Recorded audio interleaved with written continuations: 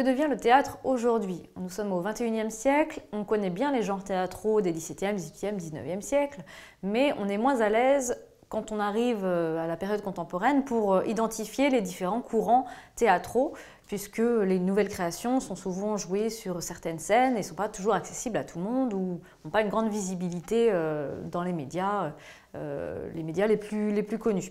Alors pour essayer d'étiqueter un petit peu, de caractériser ce théâtre contemporain, il n'y a pas énormément d'écoles, mais il y en a moins une que l'on peut identifier assez clairement, c'est celle du théâtre de la cruauté. Et c'est une notion qui apparaît au XXe siècle. Donc cette notion du XXe siècle, elle se prolonge au XXIe siècle et je vais vous expliquer pourquoi, comment elle a pu se développer ou peut se développer en fait. Les caractéristiques de ce théâtre de la cruauté. D'abord, il faut indiquer que la notion de cruauté qui est indiquée dans cette formulation, elle ne porte pas sur la cruauté du théâtre lui-même, en fait c'est la cruauté de l'existence, du monde, de la vie.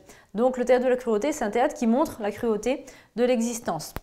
Il ne s'agit pas d'être cruel à travers ces personnages juste pour montrer la méchanceté telle qu'elle ou pour avoir un plaisir à voir des choses méchantes. Hein, c'est pas ça le but. Autre caractéristique, dans ce théâtre de la cruauté, il y a une conception du théâtre qui est quasi sacrée. Alors ça ramène aux origines de la tragédie, puisque tragédie, ça vient d'un terme grec qui voudrait dire le sacrifice du bouc, qui serait lié à des cultes en fait, liés à la mythologie, au paganisme grec. Et donc il se serait agi de sacrifier un bouc dans le cadre de rites sacrés. Et donc on aurait donné des représentations théâtrales dans ce cadre-là. Si bien que le concepteur du théâtre de la cruauté pense qu'il faut revenir à cette dimension sacrée du théâtre.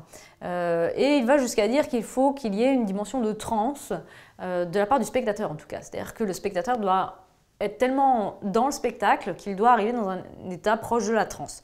Alors c'est un peu difficile à mettre en place, ça n'a pas forcément été réalisé tel quel, mais c'est l'objectif assigné au départ à ce théâtre de la cruauté. Et puis avant-dernier élément, une mise en scène de la violence physique qui va passer, donc là, dernier élément, par la valorisation du corps et par l'importance donnée au corps au théâtre.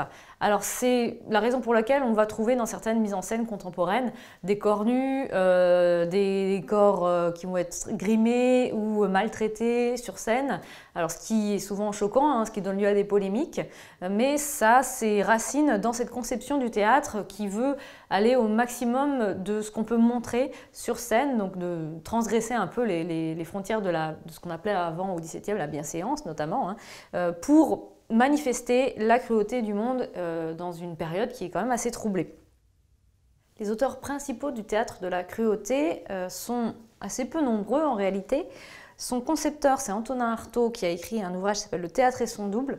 Alors il ne s'agit pas d'une pièce de théâtre, hein, il s'agit d'un essai théorique sur le théâtre de la cruauté. Et donc c'est lui l'inventeur et le propagateur de cette notion.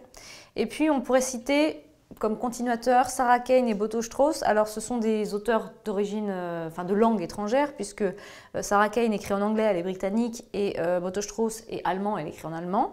Et ce sont des auteurs qui écrivent à la fin du XXe siècle, début du XXIe siècle. Sarah Kane dans Anéanti parle de la guerre en Yougoslavie, vue d'Europe, hein, vue d'Angleterre en l'occurrence.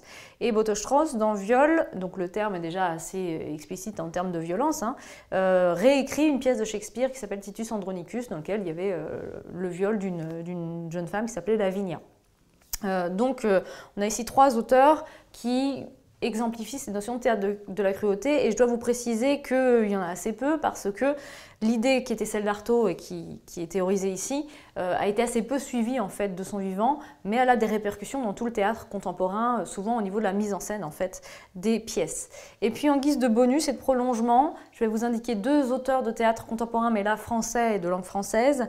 Donc Coltès qui a écrit un ouvrage, une pièce qui s'appelle Roberto Succo, qui prenait comme point de départ un fait divers. En fait, c'était un serial killer italien qui s'appelait Roberto Succo et qui était parti en cavale. Donc en fait, la pièce parle de lui, et il y a eu une adaptation cinématographique aussi de cette pièce.